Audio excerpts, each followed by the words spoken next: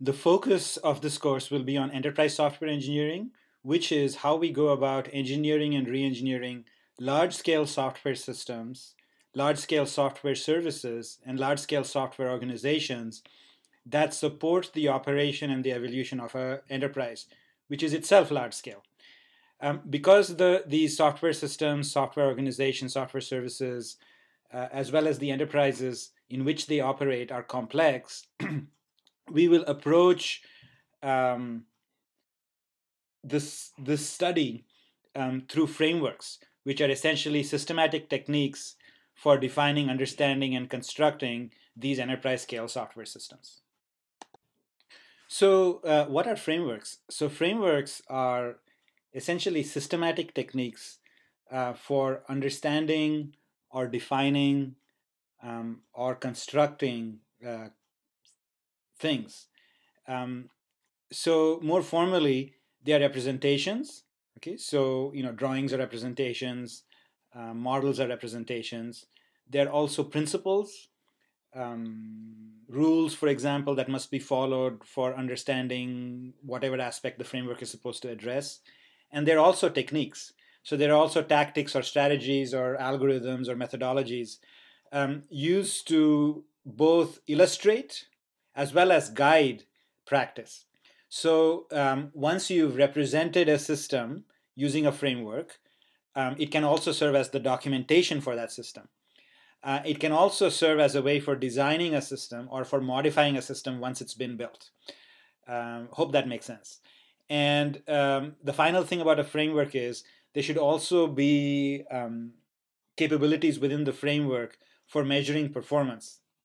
So once the system has been built and it's actually being used, there should be some systematic technique for understanding how well it's operating, and if it fails in its operation in some manner, figuring out where it has failed, how it has failed, things like that.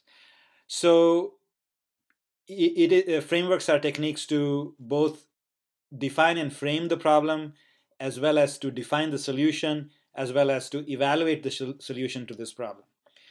So you might think frameworks are something new, but they really aren't. You've seen frameworks before, you use them all the time. If you've taken a physics class, the equations of motion are essentially a framework. If you've taken a business class, then a balance sheet or the concept behind a balance sheet is also another framework. In the latter case, in the former case, the equations of motion help you understand and predict the motion of physical bodies. In the latter case, a company balance sheet helps you understand, perhaps predict, the performance or the status of a company. Now, as I said when I went over the syllabus with you, we said that this would be an active learning class. The other aspect of this class is that we will try to measure your learning as you go as well. Partly because this is a requirement of the National Science Foundation grant that supports this curriculum effort, the software engineering curriculum effort, but also because we are very interested in seeing how you learn using this new approach that we are incorporating in this class, around lectures that are listened to offline, and then workshops that are done in class as opposed to the other way around. So we hope to measure learning at 4 levels. So at the level of reactions, which is level 1, that would be measured by basically how engaged you are in class and how interactive you are with the instructor and with each other. Also, how well you rate the class in the student evaluations of instruction. Level 2, we are interested in measuring your recall. So with the quizzes and in the final, we will measure how well you remember what was presented in the lecture and the reading material and so on. So there is an element of memorization and recall in this class. There's no getting away from that. But then we also want to measure your ability to apply the concepts that we've taught in class. So, and we will measure that by taking a look at how you do in your projects, giving you feedback on your projects, things like that. And we will continue this measurement if you should take a capstone course following the software engineering course, in particular CSE 758, which is the software engineering capstone. but also CSE 762, which is the web services capstone, will try to see how well you incorporate principles from this class as you do those real projects.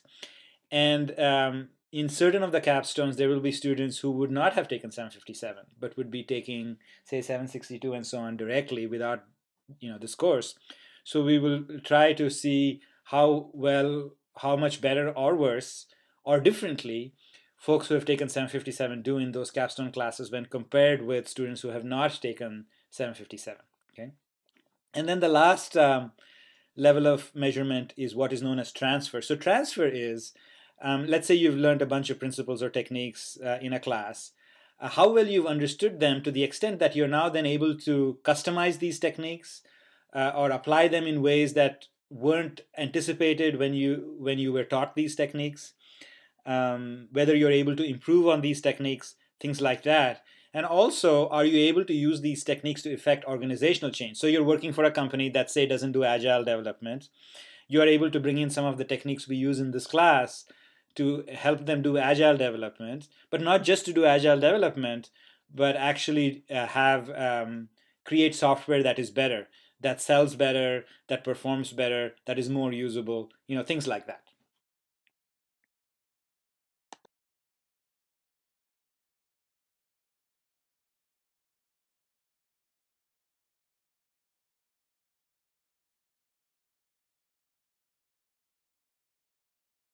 Each of these applications being targeted towards a different stakeholder. So a stakeholder is somebody who might be an employee, might be a customer, could be a manager, basically the kinds of people who interact with the company. So coming back to the enterprise system, there are typically applications or groups of applications that are targeted towards specific stakeholders, and there are many stakeholders, so there are many, many applications. Ultimately, all these applications serve some aspect of the company. So there's really a connection or a relationship among these applications as well. This relationship might typically be of two kinds. The first kind is around shared data. So one application, such as the sales and delivery application, will have a notion of a customer. And then the inventory and supply chain application will also have a notion of a customer. At the sales and delivery side, the customer will be someone who buys something. At the inventory and supply applications, the customer will be somebody who receives something, who sent something, a product or something like that. Okay, so that's what we mean by shared data, and certainly all the applications will have some notion of the money that is earned, things like that. So this central database that we show in the middle is a conceptually centralized database. I didn't mean to imply with this application that there was an actual central database that all these applications worked off. What I'm really trying to say here is that there is this notion of enterprise data that's shared by all these applications. Okay. The second thing that these applications will share are processes. So there will be processes that begin at one application, go through other applications, and sort of end at another application. And once again, let's take the example of somebody buying something from this company. Okay, so that process of buying something, so it's known as the order to cash process. Okay, so you place an order, and ultimately you pay your cash, and then you receive the product. All right. Would begin at the sales applications, right? Would begin at a website where you would buy the thing, and then and then you'd make the purchase there. There might be an inventory management application that is told that this item has been bought and inventory should be reduced by a certain amount. Um, and then there would be a shipping or a supply chain application that would then ship that product. So all these three applications are participating in one process. Okay, so keep this in mind that these different applications share or conceptually share data, and they also conceptually take part in common processes. All right. And then the last thing is that these different applications are targeted towards or geared towards multiple stakeholders. So there's not just one kind of business user. There's multiple kinds of business users. So now this diagram shows one of those applications, a prototypical application within that set of applications that make up the enterprise system. Okay, um, um, so typically this application will be architected as multiple layers. So the topmost layer will be a presentation layer. Here's where the user interacts with this with the application. Um, is able to provide input, is able to view output from the application. That's known as the presentation layer. The layer underneath that is usually called the business layer or the business logic layer. That's where the business operation actually takes place. Okay, so once again, think of an e-commerce application like Amazon.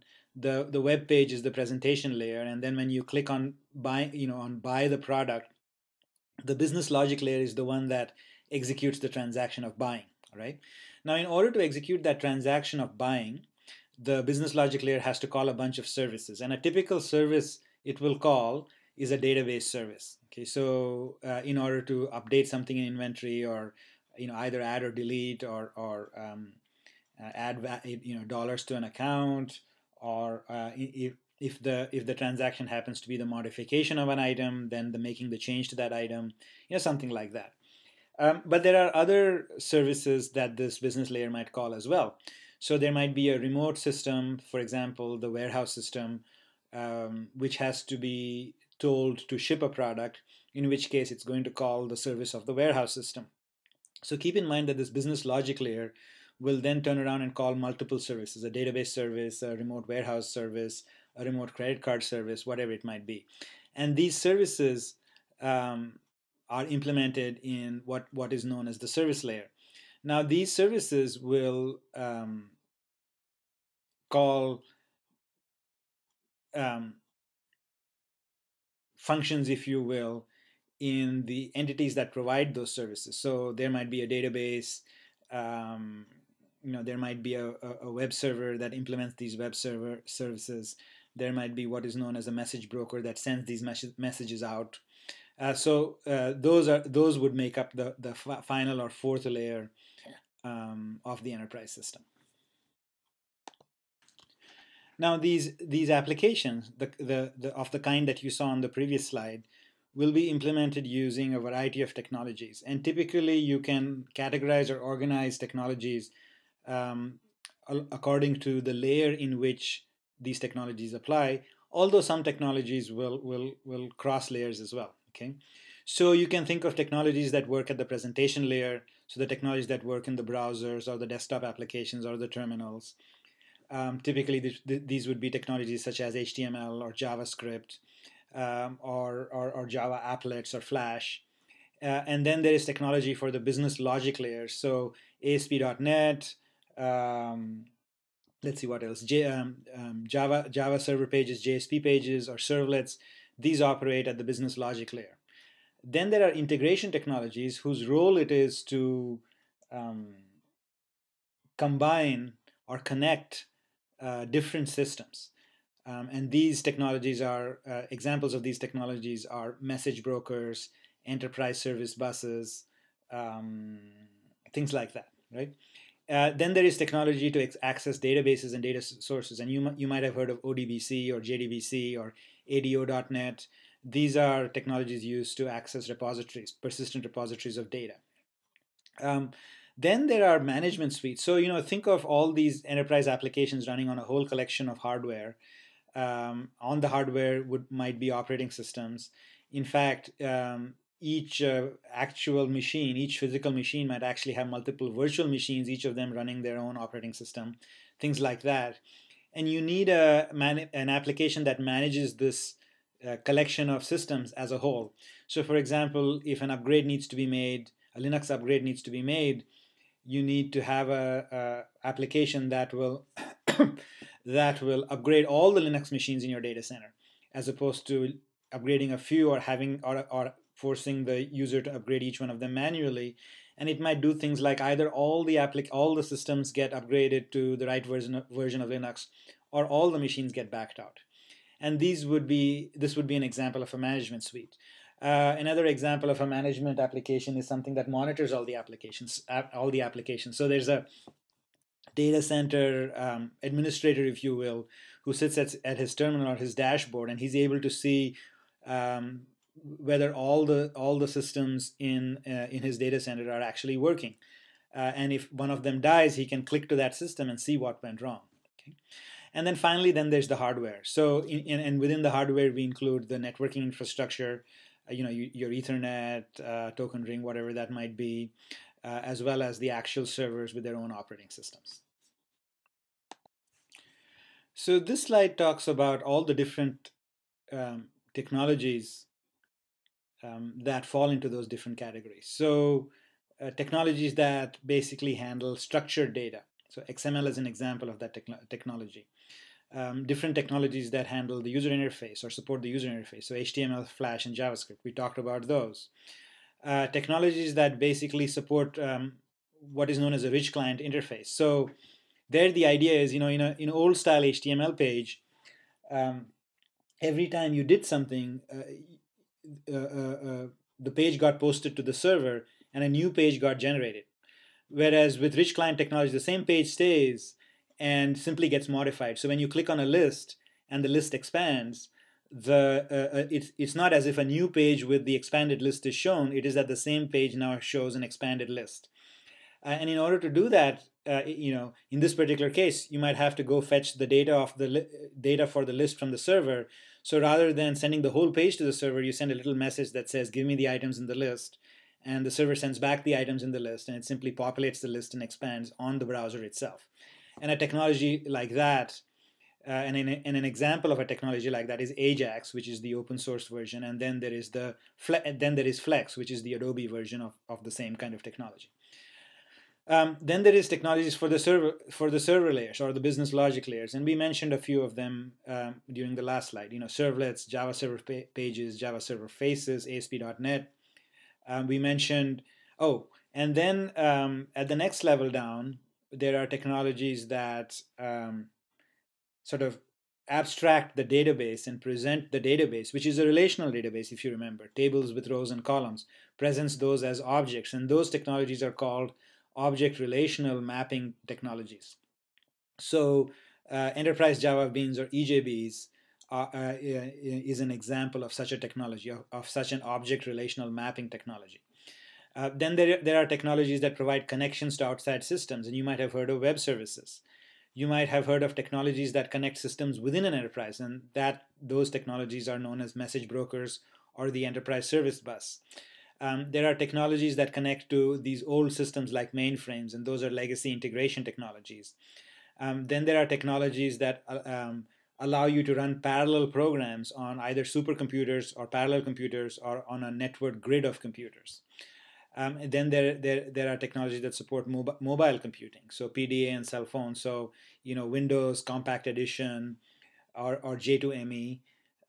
These are all technologies that support small devices. And then there are technologies that fall in the category of what is known as edge computing or sensor networks. So these are little devices that are placed outside in the physical world, and they can do things like measure temperature. They can measure whether somebody is walking by. Some of them have little radars that measure that can actually track objects. All those would fall under the category of edge computing. So the main point of this page really is that there's a whole collection, a whole slew of technologies that make up these enterprise systems, and it's probably beyond any one person's capability to learn all of these technologies, say, while they're in school. Which is why what students should really try to learn in school are not specific technologies. Of course, they're important and would probably get you your first job. But in addition, learn principles behind those technologies so that you can then understand newer technologies by sort of understanding the principles behind them, as opposed to having to learn each technology one at a time. Okay, so when you learn principles of programming languages, you can pick up any programming language, rather than when you learn C++, that's the only thing you know. This slide tries to make the point that enterprise computing or enterprise systems are by nature distributed, and that the distribution characteristic of the enterprise systems is not often deliberate, but simply uh, because of the nature of the enterprise. So, for example, um, if a company is geographically distributed and has multiple branches, then if you look at the enterprise systems that support this enterprise, chances are pretty high that each division or each branch has its own computer, runs its own applications. And therefore, the collection of enterprise applications that make up the enterprise system is by definition distributed. Um, what could also happen is that there were two companies, each had their own systems. One bought the other, so now you have two companies each running their own systems that have now become one company, and it often is not practical or not appropriate to try and merge these systems and run one system. So this merged company continues to run a second system, but then there is these two systems are connected or integrated in some manner, typically because the financial information from both companies, both parts of the company, have to be integrated and presented as one. So the enterprise system ends up being distributed.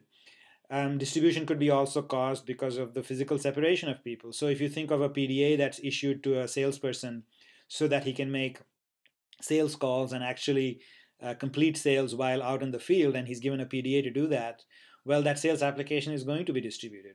So there's going to be a component that runs on the PDA, and then there's going to be a component that sits at the home server and runs there, and there's going to be some communication between those components. So when typically when students are taught about parallel computing or distributed computing, they are taught about distributed computing by design. So you take an algorithm and make it run in parallel and get speed up that way.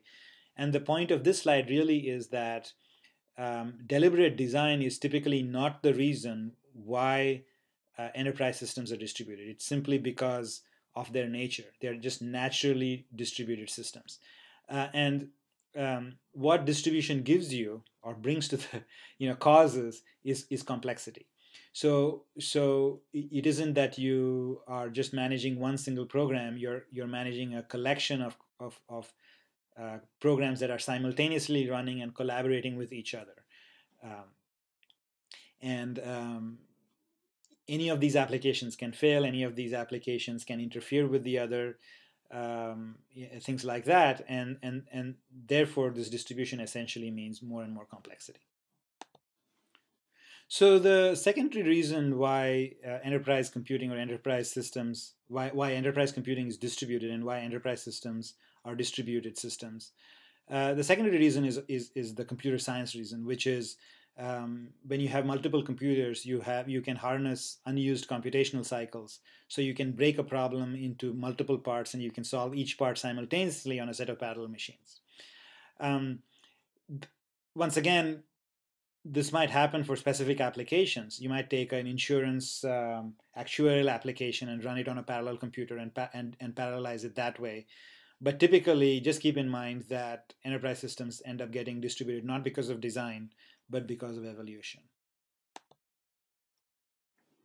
So the first set of problems that you might encounter with enterprise systems uh, are around technical issues. And technical challenges fall into these categories listed on the slide. So the first challenge is one of heterogeneity. For the same reason that enterprise systems end up being distributed not by design but by fact or by nature, systems end up being disparate or different by nature. So when the first set of applications were written, they might have been written for mainframes. They might have been written in COBOL. When the next set of enterprise applications were written, they were written in C or C++ on Linux. When the next set were written, they were written on using Visual Basic on Windows machines that then moved on to .NET, or they might have been written in Java, which then moved on to J2EE. So this heterogeneity exists in the hardware, exists in the operating system, and exists in the implementation languages. The second challenge is one of transaction management. So just to recall what a transaction is a collection of operations that execute as a whole without interference from other collections of operations, and that execute in an atomic manner. So these collections of operations that make up a transaction either firstly execute in isolation, so that they can't be interfered by or interfere with other such transactions. And secondly, they execute atomically, which is either the entire collection of operations succeeds or the entire collection fails. Now, if you were writing application that ran on a single system, on a single piece of hardware, transaction management is straightforward. Typical databases will handle transactions for you. So you can execute multiple lines of code that do multiple database operations, and all those operations will operate as a transaction. However, when the system is distributed, the transaction has to begin at one machine, continue through another machine, go on to a third machine, and complete at a fourth. Now, these are all independent machines. Each of these machines could fail independently, and maintaining transactional integrity, which means that all these operations operate without interfering with anything else, and they operate in an atomic manner. So when they either they all succeed, and remember, when I say they all succeed, I mean all the different components that are each executing on different machines, they all succeed as a whole or fail as a whole. Same issue is there with state management. So state is basically the value of the variables in a program. Now, if you think of a distributed program, it's really multiple programs running, each with values of variables. And the state across each of these programs must be consistent. And to give you an example of what I mean by the state across programs need to be consistent, think of a browser-based application where you click on a button to say you want to buy the product, and that executes a database, some business logic, and then some database transaction. When the button is pressed, it shows as depressed on the browser, and it needs to stay depressed until the logic in the business layer completes and the database operation completes. It would not be consistent if the business logic layer completed, the database operations completed, but the button still showed as being pressed. Okay. Now you have these multiple machines, each with distributed state. Each of them has to be kept consistent. The third related problem is one of partial failures, which is when you have these multiple machines, each of them could fail independently. And even though they could fail independently, it might not be sufficient to recover that machine independently, because in the meantime, all those other machines would be in an inconsistent state. So either all the machines have to be brought back up to a consistent state, to the state previous to an operation, or to a state following the operation. So this transaction problem exists, is similar to this notion of partial failures. The next issue is one of concurrency. Now, you might think that programs run concurrently on a single box as well. So when you're using your laptop, that programs are running simultaneously. But actually, unless you're running it on a multi-core processor, things are actually happening one at a time. Whereas in an enterprise system, which once again is a distributed system, there is true parallelism. There are applications running on multiple machines executing simultaneously that need to collaborate with each other. And they could be causing interference at the Ethernet layer or the networking layer, things like that. The next problem is one of integration compatibility. So if there is a hardware or a software component on one machine that needs to talk to a hardware or software component on a second machine, those two components have to be compatible. To give you an example of that, if there is a networking component on a Linux box and a networking component on a DEC box, when one box sends a message, say a TCP/IP message, that message has to be understood by the networking component on the other box. You might think that this is a trivial issue, or it might or not a real issue, but this problem actually existed when DEC machines.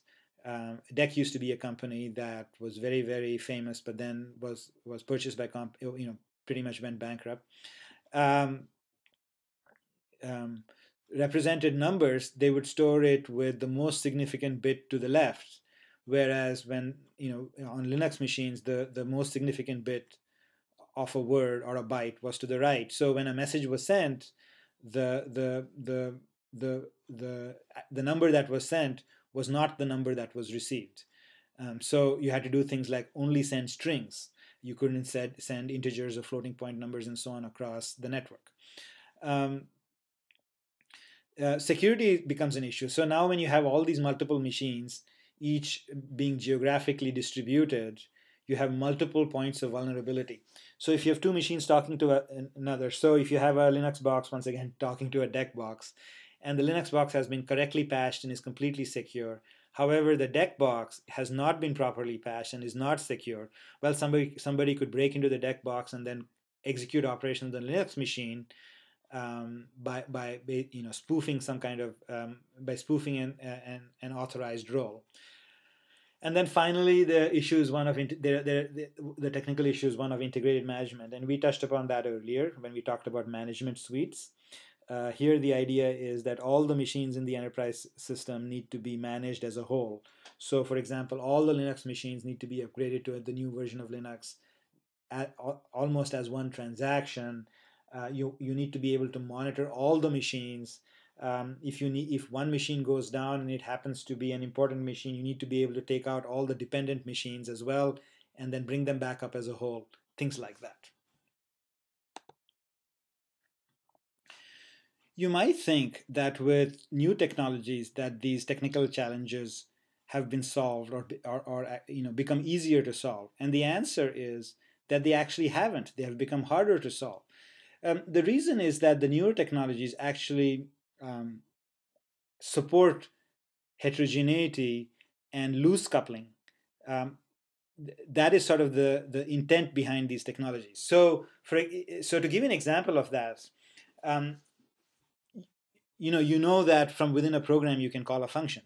If you only had C++ to deal with or a programming language, well, that function, the library, the code of the function was actually linked in with the code of the main program. Web services sort of give you the same capability, except that the function that implements the web service can be on a remote machine. Okay, the calling program and the code on which the remote function resides could be on two separate machines. They could be on a wide area network. When the invocation is made, there is no guarantee that the invocation will actually be delivered to the machine that is implementing the function. The calling program can actually proceed on after making the invocation. So the point really is that while web services look like a function call, they really are not like a function call. They have really permitted these two components, the main program and the function that is called, to be loosely coupled. Okay, so all the newer technologies have really gone towards making loose coupling easier, but loose coupling actually makes challenges harder, not easier. So one challenge, which is heterogeneity, that is directly addressed. So you can have a web service that's implemented on a mainframe that can be called from a Java program or on a Unix box, or from a Windows program from a .NET program or a C# program on a Windows box, identically. So heterogeneity is directly addressed and is now easier to deal with. However, because of loose coupling, partial failures are more common. Concurrency is harder to control because it's just the nature. Every application supports concurrency. Integration is more unreliable, and you really haven't solved anything with respect to security. Okay, so just keep this in mind, that as the new technologies are emerging, they're making certain things easier, which is essentially dealing with heterogeneity and dealing with distribution. They're making a lot of things harder. Okay. So now let's go on to the next challenge, which is one of the changing requirements that these enterprise systems have to support. So when these enterprise systems were initially conceived of and built, they were conceived of and built to support simple transactions. Manage the accounting of the firm, maybe manage the buying of certain products, maybe handle a point of sale system, and so on. But once everybody had these basic technology capabilities, the customers started demanding more and more flexible services. Okay, so for things like you want to be able to buy movie tickets at an ATM. So now the bank system has to now integrate with the movie theater system. Things like that. Um, Essentially, what has happened is um, people have moved from a product buying orientation to a services buying orientation, basically as they've moved up what is known as Maslow's hierarchy of needs. So when their basic needs, food and shelter, have been met, you start looking for things like services, for things like entertainment and vacations and things like that, and those become less products and more services. Okay, so each person is looking for a customized experience, and when that customized experience is needed, what needs to be provided by the offering company is really a service, not a canned product. Okay. Um, so the basic point is these enterprise systems have to go beyond simply providing simple transactions to be providing these more complex services. Another um, characteristic of this move towards a service-based economy is that commercial enterprises, or enterprises in general, um, now get what are known as non-routine requests. Used to get routine requests and now get what are known as non-routine requests. So um, the city of Columbus, which is an organization that I've worked with a lot, used to get simple requests like being able to pay your city taxes, having somebody come. They operate an electric company, so having somebody come and turn on their service, turn off their service, pay their electric bill. But now they're being asked to do non-routine things. So essentially, people have been satisfied with what the city does. They've moved up Maslow's hierarchy of needs, and now are asking the city to do things like help me plan a wedding. Okay, so in order for cities to be competitive with respect to suburbs, the city has to provide these more complicated services. Planning a wedding involves renting a space, providing the entertainment, providing the security, providing the parking, or providing any other facilities that might be needed. Things like that. Okay. Um, um, by the way, the other reason for this trend towards non-routine services and towards services in general is not just that the customers have moved up Maslow's hierarchy of needs and are demanding more complex things, but also competition. So if you take the city, it's competing against its suburbs. If all those components offered the same set of services, well, then people would move away from the city into the suburbs because they can buy bigger houses and so on. So in order to entice them to stay, the city has to provide more and more complicated services or better services. Okay. Anyway, so social scientists and economists and so on have looked at this problem and basically said it's described it or characterized it as a trend that where routine requests have now transformed into non-routine requests. So let's look at the characteristics of both. Okay, so with routine requests, there's a small number of request types. So there's maybe 5 or 6 things a company has to do, or 5 or 6 products a company offers, or 5 or 6 services that a company offers, and it has to take care of that.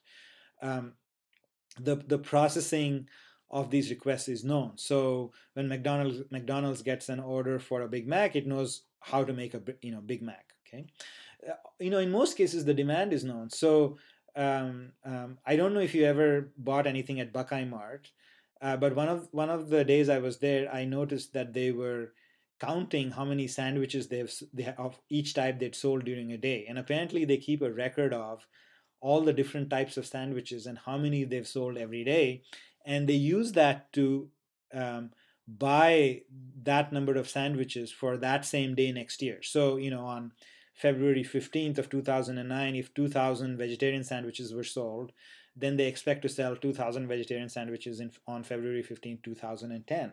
Okay, that's because a sandwich is essentially a routine request.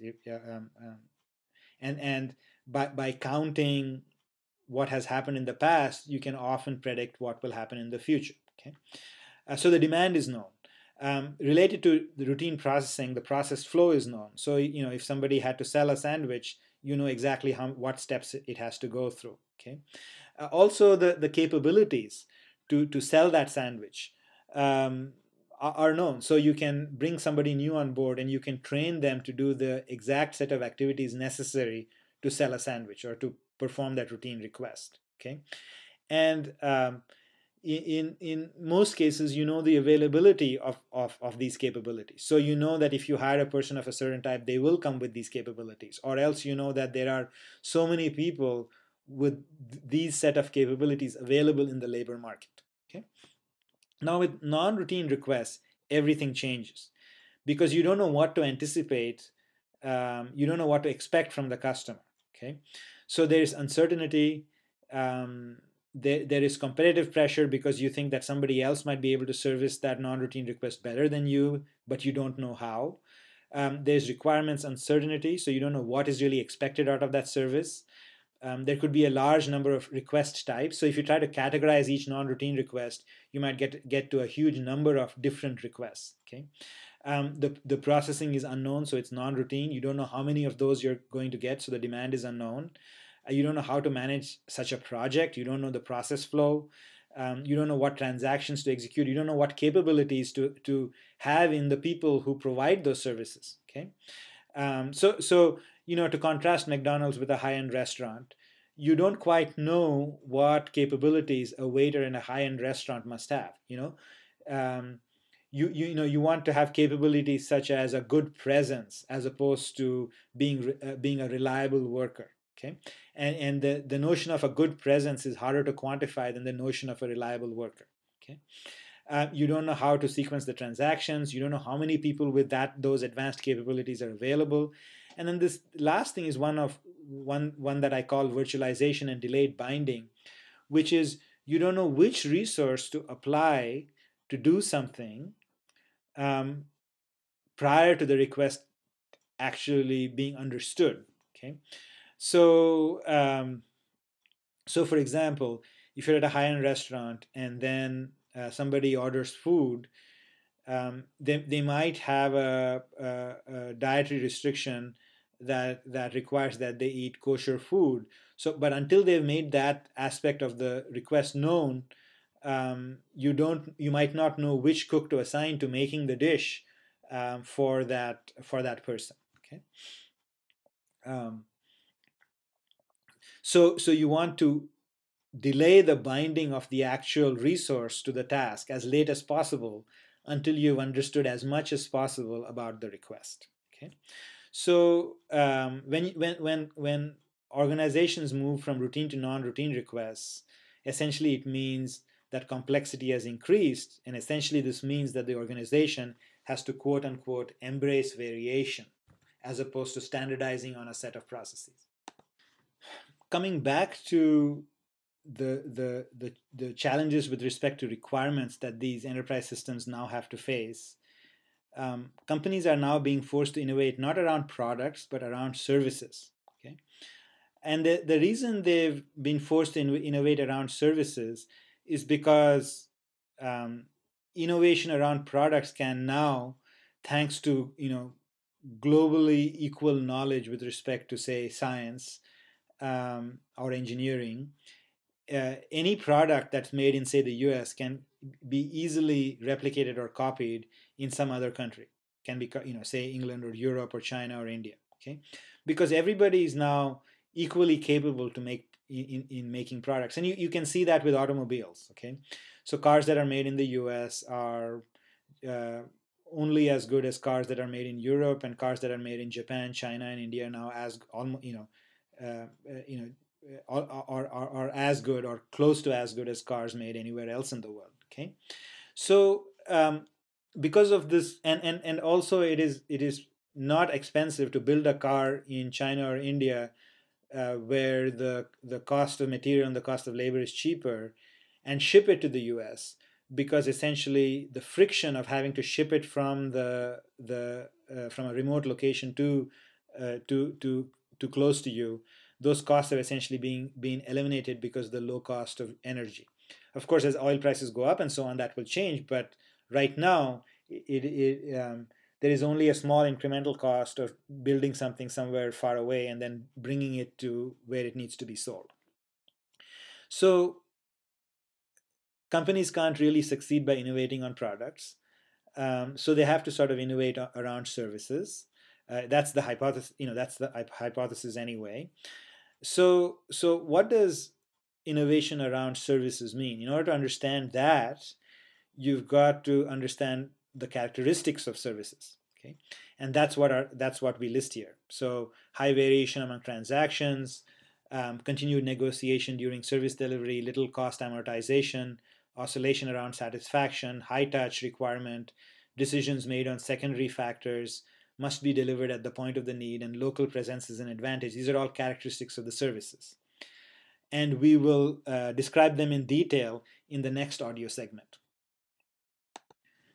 So now that you've understood what kinds of new requirements these enterprise systems have to support, keep in mind that these enterprise systems have to evolve to support these new requirements. That is, you can't trash all the enterprise systems you have and then rebuild them to support these new kinds of demands. Okay, you've got to work with what you have and evolve them to what you need. Okay, so now this slide basically illustrates the complexity of doing that. So this is an example of a real enterprise system. This is a picture of a real enterprise system. You can see how complex, how many components there are, and in how many complex ways these components are interconnected. This picture was derived by putting a crawler on one system and allowing it to spread like a worm to all the connecting components and to the components that connected those components and so on, and that then returned back a complete picture of that enterprise system. So this includes things like hardware components, operating systems, virtual machines, networking components, routers, things like that, applications. It's that kind of picture. Okay, so imagine taking a system that looks like this and modifying bits of it to be able to provide new requirements, new services. Okay, this picture illustrates in a nutshell the complexity of doing something like that. The next challenge that has to be faced in the software engineering of these complex enterprise systems is cultural. So you will be part of an IT organization or a computing organization that has to provide IT services or computing services to the larger companies, and you will be a collection of engineers with the mindset and the personality characteristics of engineers. Thoughtfulness, systematic thinking, to some degree introvertedness, things like that. Dealing with people with other characteristics, salespeople who are extroverted and intuitive thinkers as opposed to systematic deep thinkers. People who make decisions on the fly without thinking through things.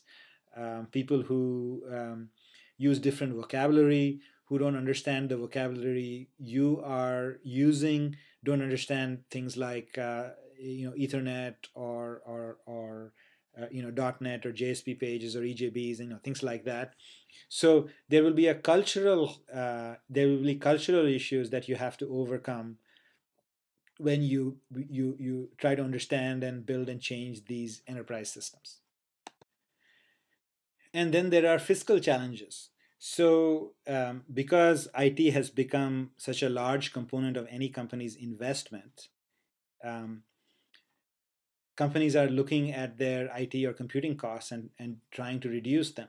So there are process improvement efforts, centralization efforts, standardization efforts, focus on governance and project management, um, not a focus on innovation and creativity and so on. So there is a real effort by every business to control the costs of IT.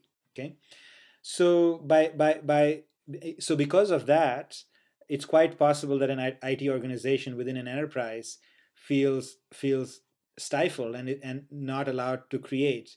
And engineers in general um, love to create or are in their profession because they see it as a creative profession, and now they're being obstructed because of cost control or fiscal reasons from doing that creativity. Okay, so